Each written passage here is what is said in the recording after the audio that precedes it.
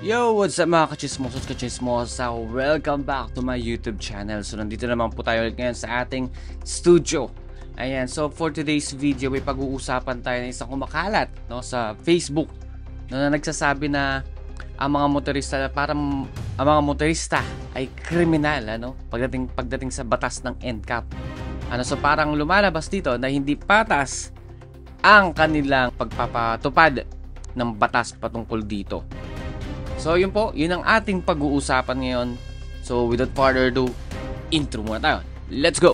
Attorney, criminal case po, no, kapag nakakonsulta ka, particularly Sa motor, kaso? sa motor, sa motor. Sa motor. Eh, paano pag 4 wheels? Actually, wala po tayong batas about dyan. But for the motorcycle po, meron po kasi tayo motorcycle crime prevention. Motorcycle Crime Prevention Act, which is particularly what? Section 12. Section 12. Thank you po. So sa nasabing video, so parang na ano lang dito, marami kasing nagalit, no? And even si Colonel Busita is nag-react din talaga sa pahayag ng isang empleyado, no? Or yes, tama, empleyado rin siya ng ng LTO eh. Hindi natin siya gaanong kilala, dahil hindi naman matunog ang pangalan ng taon to, and first time ko lang din siyang nakita sa SOCMED. Ayan, so na-interview kasi siya. So ang tanong sa kanya, paano nga ba yung mga nagtatakip ng plaka sa mga motorcycle? So ang sabi niya is crime na daw 'yon or criminal na kaso na daw 'yon. Paano naman daw? No, tinanong siya ulit kung paano naman daw kung yung mga four wheels naman. Ang sagot naman niya is wala pa daw na nagagawang batas patungkol doon daw. Wala po tayong batas about dyan. But So, ibig sabihin, no, sa sagot lang niya yun, na simpleng sagot niya, is parang lumalabas na parang unfair talaga at sinasabi dito na parang motorista lang, mga nagmamaneho lang ng motorcycle, ang pwedeng patawan ng krimen. Even, no, na yung mga sasakyan or yung four wheels is naglabag din sa batas. So, hindi sila makakasuhan. So, parang ganon. So parang napaka-unfair. Though, aminin natin talagang meron talagang kagandahang naidulot, no, yung NCAP. At meron din namang negatibo. So, kung mapapansin natin, mga nakaraang buwan, linggo, is napakadami talagang mga aksidente. Even dito sa Metro Manila, lalo-lalo na kahabaan ng Commonwealth. So sunod-sunod, even nga nung April nga, yung bumaligtad na jeep, nung umaga. April 13, kung di ako nagkakamali, yes, April 13. So bumaligtad yung isang jeep dahil sa overspeeding neto. So yun na nga. So marami talaga mga aksidente ang nangyari nakaraan. At yun nga, masabi talaga natin na may mga advantage din talaga at mayroon din naman disadvantage. Pero, sabi nga ng mga maraming netizens, even yung, especially yung mga motorista at yung mga ibang tao na sikat na personalidad, na nagsasabi na parang mas naging risk pa, yung lagay ng mga motorista kung nasa iisang lane lang sila. Paano kung meron na naman mga sasakyan na sobrang bibilis na naman magpatakbo? Kasi ang nangyari ngayon, guys, na baligtad. So pag sa NCAP, mayroong may mga specific kasi na lugar na mayroong NCAP talaga. Yung mga motorcycle is bumagal talaga yung daloy ng pag-usad nila compared sa mga four wheels. So ang mangyayari niyan, mas marami talagang mas mabibilis na mga sasakyan na four wheels, especially mga jeep, lalo na dyan sa may Commonwealth. Alam naman natin na mga walang pangundangan yung mga driver ng jeep dyan sa Commonwealth. Do hindi naman lahat, pero karamihan. Kasi ilang beses talaga nagkaroon ng disgrasya dyan na ang sangkot ay jeep. 'Di ba? So, mas lalong malalagay sa alanganin yung mga motorista. Tapos pagkatapos pa nito, motorcycle lane na nga lang at napakaliit, dinadaanan pa ng mga ibang sasakyan.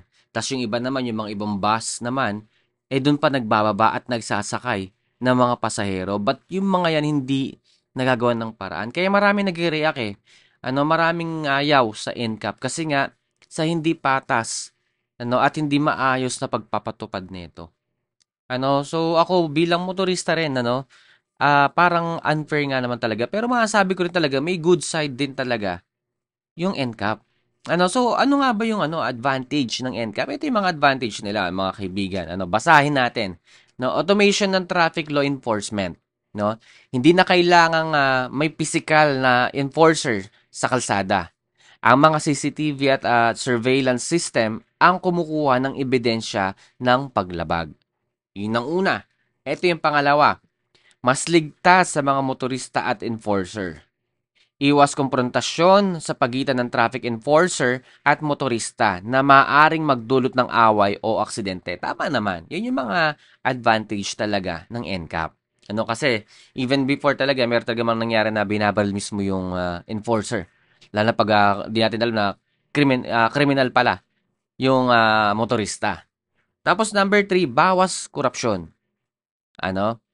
Dahil automated ang sistema, nababawasan ang posibilidad ng lagayan o suhulan. Okay, so maraming ganyan. Hanggang ngayon meron pa rin. Tapos may ebidensya. Yan yung mga advantage natin. Meron tayong ebidensya kasi nga sa camera, sa CCTV camera surveillance, no? Laging may kuhang larawan o video bilang batayan ng paglabag na maaring gamitin sa reklamo o apila. Ito yung last, pang-5. Mas epektibong disiplina sa trapiko. Tama naman po yun. Talaga, magkakaroon talaga ng disiplina lahat ng nagmamaneho sa daan. So, pero sana, hindi lang sana yung sa motorcycle lang. Ang lumalabas kasi parang naka-focus lang po, no? Sa mga nagmamaneho ng single. So, mas epektibong disiplina sa trapiko. Dahil alam ng mga motorista na nakabantay ang CCTV, mas nagiging maingat sila sa pagsunod sa batas trapiko. Yes, tama po yung 5 advantage ng NCAP po na yan. So, ito naman po ang disadvantage ng NCAP. Kakulangan sa due process o abiso. Maaring maraming reklamo na hindi agad nalalaman ng motorista na may violation sila. Lalo na kung hindi agad dumating ang notice. Yan ang una. Pangalawa, hindi flexible ang sistema. Minsan, hindi kinukonsidera ang mga exceptional situation. For example, emergency, yung mga ambulansya. So, yun yung mga negative side. Isa yan, And pangatlo, problema sa ownership ng sasakyan. Kung nakarehistro pa sa dating may-ari ang sasakyan, maaaring ang lumang may-ari ang makatanggap ng violation kahit hindi na siya ang gumagamit. Okay? Pero sa tingin ko itong pangatlo na to is alam ko na meron na nga nagagawang dito, solusyon. On process na to at ginagawa na ito ng iba. No, yung pagka-transfer.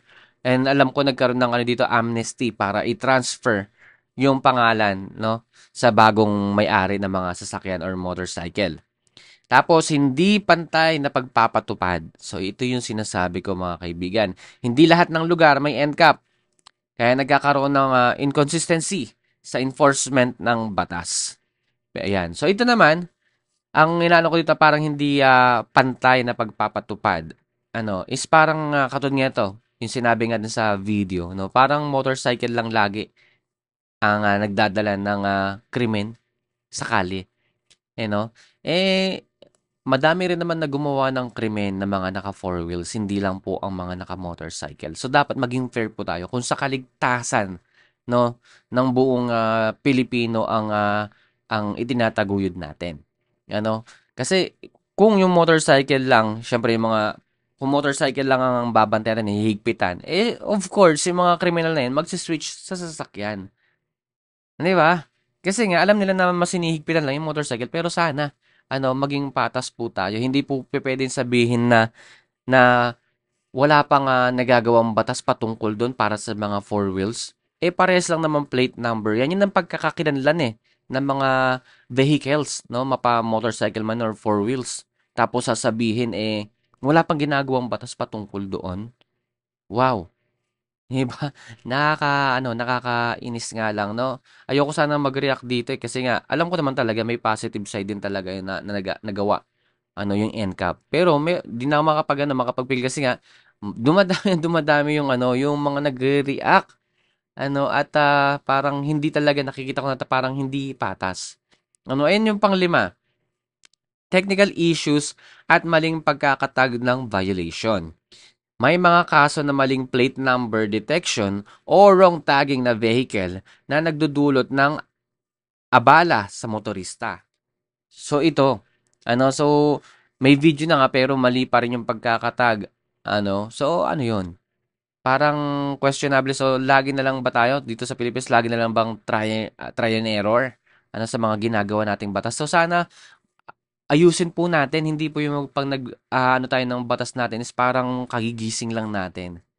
Isipin natin, i-consider din natin yung mga ibang motorista. So hindi naman kasi lahat is parehas ng iniisip niyo. So sana bago niyo pinatupad yung mga ganyang bagay is marami rin kayong kinonsider. Hindi lang sana iilan lang kayo nag-isip ng batas na ito.